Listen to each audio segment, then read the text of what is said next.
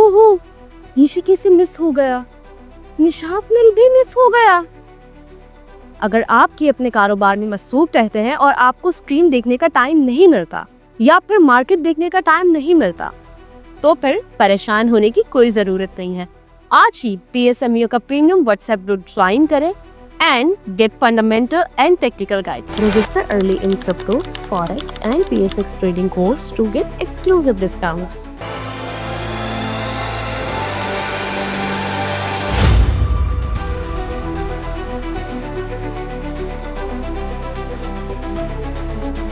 अस्सलाम वालेकुम, मैं हूं नादिया अनवर और उम्मीद करती हूँ आप सब खैरियत से होंगे। नाज़रीन, इन सारे प्रोग्राम्स और सेशंस को करने का मकसद ये होता है ताकि आप स्टॉक मार्केट में भरपूर तरीके से काम कर सकें, और इसके लिए ज़रूरी है कि आप चैनल को लाइक करें, सब्सक्राइब करें और साथ में बेल आइकन को भी हिट करें ताकि कोई भी इंफॉर्मेटिव सेशन जो है वो आपसे मिस ना हो जाए। और इसके साथ ही साथ आप इसको शेयर करें ज़्यादा से ज़्यादा लोगों के साथ, ताकि जो है लोगों को इन्वेस्टमेंट की अवेयरनेस हो, स्टॉक मार्केट की अवेयरनेस हो, क्योंकि हमारा मकसद है टू एजुकेट पाकिस्तान। जी हाँ, इन्वेस्टमेंट की एजुकेशन देना हमारा मकसद है, और इसमें हमें चाहिए होगा आप लोगों का साथ, और ये वो साथ आप ऐसे देंगे कि आप जो है इसको ज़्यादा से ज़्यादा शेयर करें।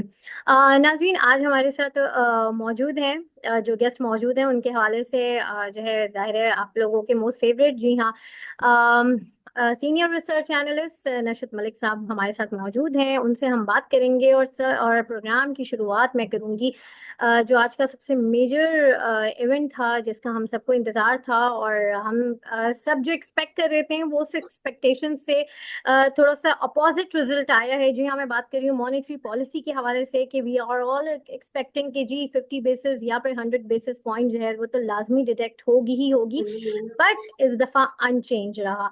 अ, क्यों ऐसा रहा? किसी को ये वाली प्रेडिक्शन पहले क्यों नहीं हुई? क्या माइंडसेट था, और अचानक से अनचेंज रखने की क्या पॉलिसी थी? ये सारी बातें हम करेंगे। तो चलें जी, लेट्स वेलकम हिम। अस्सलाम वालेकुम सर। वालेकुम अस्सलाम।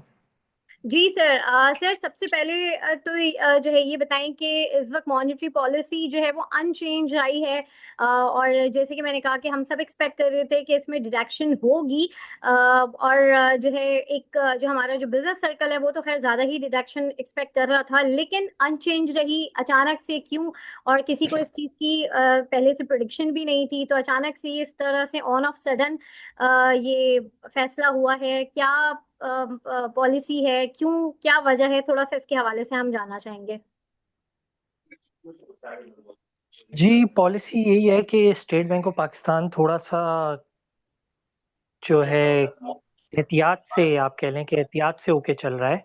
हम्म। तो एहतियात से होके चल रहा है, तो अभी ज़रा बजट के जो इम्पैक्ट्स हैं वो भी आए हैं। उसके अलावा अगर हम देखें तो जैसे हमारे जो रिज़र्व्स हैं, हमारे रिज़र्व्स भी मतलब जो टारगेट्स वगैरह थे वो तो बहुत हद तक मीट कर लिए थे, रिज़र्व्स के टारगेट्स। सही। लेकिन जो क्या बोलते हैं उसे, जो पिछले दिनों में जो इम्पोर्ट्स में इंक्रीज आया है पिछले कुछ महीनों में, वो हम्म। जाहिर सी बात है पॉलिसी रेट नीचे लाने की वजह से इम्पोर्ट्स में इंक्रीज आता है, डिमांड बढ़ती है। तो इम्पोर्ट्स में जो इंक्रीज आया है, रिजर्व्स बढ़े हैं इम्पोर्ट्स में, लेकिन इम्पोर्ट्स में भी इंक्रीज आ गया है। उसकी वजह से ये हुआ है कि जो इम्पोर्ट कवर है वो कंट्री का वो 3 महीने से नीचे ही है। तो 3 महीने से नीचे होना थोड़ा सा जो है थोड़ा सा कॉशन के साथ ही रहने वाली सिचुएशन होती है। हम्म। तो इस वजह से भी थोड़ा सा स्टेट बैंक जो है वो थोड़ा सा आई थिंक एहतियात कर रहा है कि थोड़े से और फर्दर रिजर्व्स बिल्डअप हो जाएं, और थोड़ी आगे की भी सिचुएशन देखी जाए कि किस तरीके से जो है ना किस तरीके से जो है ना रेमिटेंस वगैरह का ट्रेंड चलता है, किस तरह और जो है इनफ्लोस का ट्रेंड चलता है। तो फिर मे बी उसके हिसाब से वो उसको रिड्यूस करेंगे। सही। तो सर, अब ये भी कहा जा रहा था कि मॉनेटरी पॉलिसी आएगी, इंटरेस्ट रेट डिडक्ट होगा, तो उसका एक बहुत ही पॉजिटिव इम्पैक्ट जो है वो हमारी मार्केट के ऊपर पड़ेगा। तो अब कैसा देख रहे हैं? जैसे कि कल से हमने थोड़ा सा मार्केट में थोड़ा सा प्रेशर भी देखा, आज भी हमने किसी मौके पे देखा प्रेशर। तो अब इसका क्या इम्पैक्ट पड़ेगा, ये जो पॉलिसी अनचेंज रही है? देखिए, पॉलिसी रेट जो रिड्यूस होना था वो वैसे भी जो एक्सपेक्टेशन थी वो 0.5% या 1% की थी, यानी कि 10.5% हो जाएगा पॉलिसी रेट या 10% तक हो जाएगा, तो वो बहुत ज़्यादा कोई रिडक्शन की एक्सपेक्टेशन नहीं थी।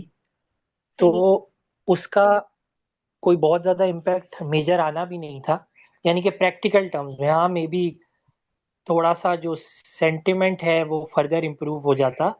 अच्छा। तो ये है कि मेरे ख़्याल से इसका प्रैक्टिकली कोई ज़्यादा इम्पैक्ट नहीं है, क्योंकि ना 0.5 बेसिस 0.5% रिड्यूस हो जाने का कोई बहुत मेजर इम्पैक्ट आता। और जो है ना, दूसरा ये कि ना अपनी जगह पे रहने का अ, कोई बहुत ज़्यादा इम्पैक्ट है, यानी कि प्रैक्टिकल टर्म्स में, सही। मैं बात कर रहा हूँ। मे हम्म। बी साइकोलॉजिकली लोग जो है वो थोड़ा-सा वेट कर रहे होंगे, लेकिन ये है कि प्रैक्टिकल टर्म्स में। और अगर हम इसके मैं थोड़ा-सा ऐड कर दूँ कि अगर हम नोट को भी पढ़ें, जो स्टेट बैंक ऑफ पाकिस्तान ने नोट निकाला है, हम्म। उसमें उन्होंने जो है ट्रेड डेफिसिट की बात की है। जैसे मैंने बताया कि ट्रेड डेफिसिट जो है वो इंक्रीज हो रहा है, यानी कि बढ़ रहा है, यानी कि इंपोर्ट्स इंक्रीज हो रही हैं। तो उन इंपोर्ट्स को एक कंट्रोल लेवल पे रखने के लिए पॉलिसी रेट को कोई बहुत ज़्यादा रिड्यूस भी नहीं किया जा सकता है। यानी कि पहले पहले जिस तरह हमने अपनी हिस्ट्री में देखा है कि पॉलिसी रेट जो है वो 6%, 7%, 5%, इस रेंज में भी पॉलिसी रेट आ जाता था। हम्म। लेकिन इस दफा जो है बहुत मुश्किल है कि पॉलिसी रेट जो है वो ये 10%, ये 10% या 9% से कोई बहुत ज्यादा नीचे जाए। मे बी इवन जो बॉटम होगा वो शायद 10% हो। 10% से ज्यादा नीचे जाना के बहुत लो चांसेस हैं। तो यहाँ से पॉलिसी रेट का जो इम्पैक्ट है, जो स्टॉक मार्केट के ऊपर इम्पैक्ट आना था, वो मेरे ख्याल से आ चुका है। अब आगे जो है पॉलिसी रेट का इम्पैक्ट नहीं होगा स्टॉक मार्केट में, वो जाहिर सी बात है कि अर्निंग ग्रोथ का इम्पैक्ट होगा या ग्रोथ लेके आने का। हम्म। तो सर ये भी बात सुन रहे थे हम कि जो है इस साल जो है सिंगल डिजिट तक जो है इंटरेस्ट रेट को लेके आना है। तो आप ये कह रहे हैं कि ये चीज पॉसिबल होती हुई नजर नहीं आ रही है? नहीं, सिंगल डिजिट में जाना बहुत मुश्किल है, बहुत मुश्किल है। अच्छा, सही। ठीक, सही। अच्छा सर, अब थोड़ा सा मार्केट के हवाले से मैं जानना चाहूंगी कि जो है एक मार्केट का ओवरव्यू जो है आज की मार्केट का जो है आप हमारे नाज़रीन के साथ शेयर करें। और यहाँ पर मैं साथ साथ ये भी बताती जाऊँ कि कल जो है सर नशद ने जो है हमारे प्रीमियम ग्रुप में कॉल दी थी GHGL की, और सुबह वो कॉल दी थी और कल ही जो है उसने अपर कैप जो है अचीव किया। जी हाँ, अपर कैप लगा है उसको। तो thank you so much sir. और जितने भी लोगों ने इसमें काम किया जो हमारे प्रीमियम के मेंबर्स थे, और काफ़ी उनको बेनिफिट रहा इसके लिए। और इसके साथ ही साथ सर आज की ज़रा मार्केट के हवाले से बताएं कि क्या ओवरव्यू है, और साथ ही साथ आप ये भी बताएं कि कल की मार्केट को कैसा देख रहे हैं। ये भी हमें आप साथ साथ बताएं, और उसके बाद हम लेंगे कुछ सवालात। तो अपने सवाल ज़रा क्विकली कीजिएगा। जी सर। जी, मार्केट कल आज थोड़ी रिकवर हुई है। कल मार्केट जो है कल मार्केट काफी नेगेटिव थी। हम्म। तो हमने हमने अपने इन्वेस्टर्स को, बहुत सारे इन्वेस्टर्स को वार्न भी किया था कि जो इन्वेस्टर्स ऐसे हैं जिनका अच्छा प्रॉफिट जो है वो बन रहा है और बन गया है, उनको प्रॉफिट बुक कर लेना चाहिए, उनको सेलिंग कर देनी चाहिए। तो वो यही है कि मार्केट आई थिंक थोड़ा सा 140,000 तक के लेवल्स पे जाते जाते थोड़ी सी रेजिस्टेंस दिखा रही है अभी फिलहाल। उस लेवल को, उस बैरियर को क्रॉस अभी नहीं कर रही मार्केट, और मार्केट 1:33 में थोड़ी करेक्शन आई। आज आज ये कि मार्केट थोड़ी सी वापस ऊपर आई है।